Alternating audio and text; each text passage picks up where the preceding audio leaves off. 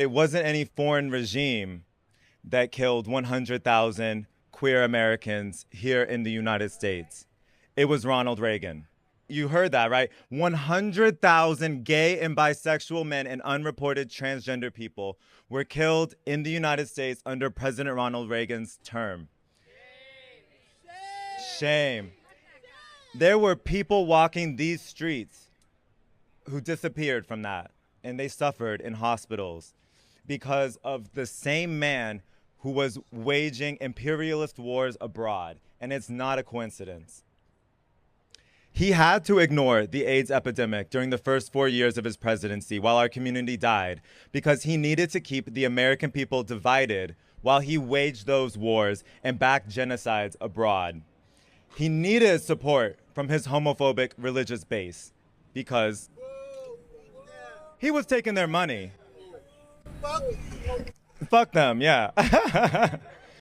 Thousands of New Yorkers, thousands of queer New Yorkers died under the Ronald Reagan presidency.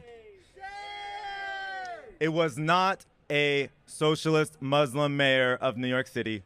There's never been a socialist Muslim mayor of New York City who's killed a single gay person. It was Ronald Reagan, okay?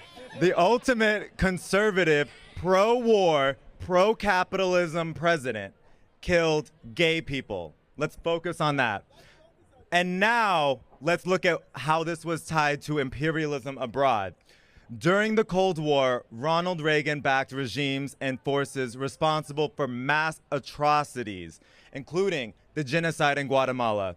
Over 200,000 civilians killed for a capitalist corporation's profits, including, those were mostly indigenous people, by the way. And he backed also El Salvador's junta and death squads that killed 75,000 people. He backed Nicaragua's Contras, tens of thousands of Nicaraguans killed and tortured. He also backed Saddam Hussein's Iraq, where they killed 180,000 Kurds and used chemical weapons on Iran. And now get this, he backed the Mujahideen in Afghanistan, which escalated that war so unnecessarily, so tragically, killing over 1 million people in Afghanistan. And we look at where that's come today, how much they're still struggling, how much they're still suffering from all that destabilization. And they don't like to point out that it was the same man who was responsible for killing gay people here at home who funded that group, the Mujahideen, whose members went on to found the Taliban. And then they tell us, oh, gay people, you should be afraid of the Taliban. Are you fucking kidding me? I don't trust them. I don't trust them. So, last but not least, Ronald Reagan also backed the South African apartheid regime during their wars of aggression in Africa.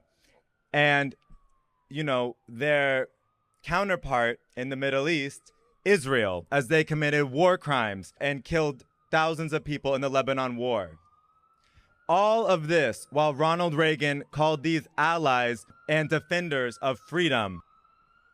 It is no coincidence that Ronald Reagan, the man who killed so many in the name of capitalism and so-called freedom abroad, was also the man responsible for the deaths of 100,000 members of our community here at home. Queer people who walked these streets